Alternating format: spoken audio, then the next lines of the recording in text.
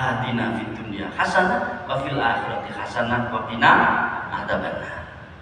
Nah, kita lihat ini Bapak sekalian, macam-macam orang di depan ilmu. Karena ini pintu masuk orang itu di dalam melaksanakan apa yang diketahuinya. Ini ada seorang ulama ya, ada masa lalu ya, seorang alim tabi'in namanya Khalil bin Ahmad. Dia mengatakan begini, ar-rijalu arba'atun. Orang-orang itu di depan ilmu itu ada 4 macamnya. Ya, ada 4 macamnya. Yang pertama, rajulun yadri wa yadri annahu yadri fadzalika alimun fas'aluhu. Ada orang yang tahu dan dia tahu bahwa dirinya itu tahu. Paham ya? Jadi ada orang yang tahu, maksudnya mengerti, dan dia tahu bahwa dirinya itu tahu.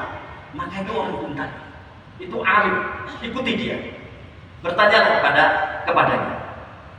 Jadi yang pertama itu, jadi ada orang yang tahu dan dia tahu bahwa dirinya itu tahu. Ada orang yang mengerti dan dia mengerti bahwa dirinya itu mengerti. Maka itu adalah orang yang alim. Ikuti dia, bertanyalah banyak kepadanya. Yang pertama, ya. Yang kedua, warajulun yadri wala yadri annahu yadri fadzalika nasin fadzakkiru. Ada orang yang tahu tapi tidak tahu bahwa dirinya itu tahu. Paham ya? Jadi ada orang yang mengerti, ada orang yang ngerti, tapi dia tidak mengerti kalau dirinya itu mengerti. Maka itu orang yang lupa. Ingatkanlah. Berarti kan dia tidak mengamalkan ilmunya. Ya. Jadi orang kok ngerti, tapi dia karo, dia mengerti. Nah gitu. Maka itu adalah orang yang lupa. Ingatkan dia.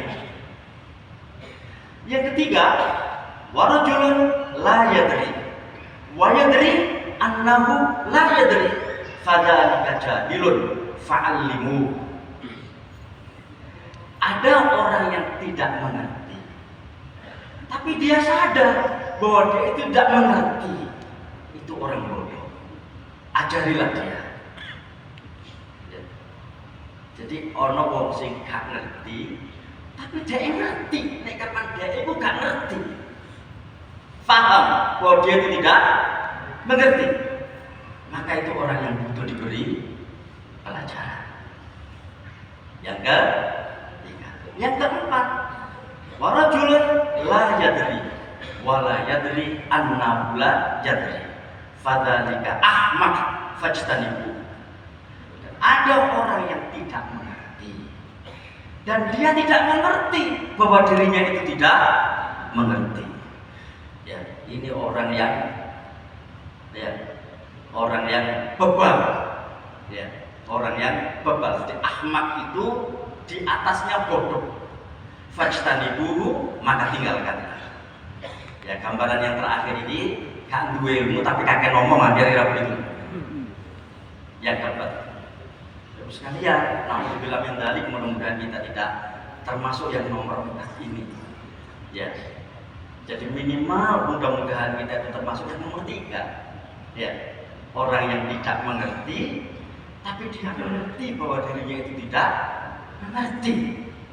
Karena itu ini orangnya terus mau belajar. Ya kan? Terus mau belajar. Dan dia juga tidak akan gampang-gampang mengatakan sesuatu yang dia sendiri tidak tahu sesuatu yang dikatakannya itu.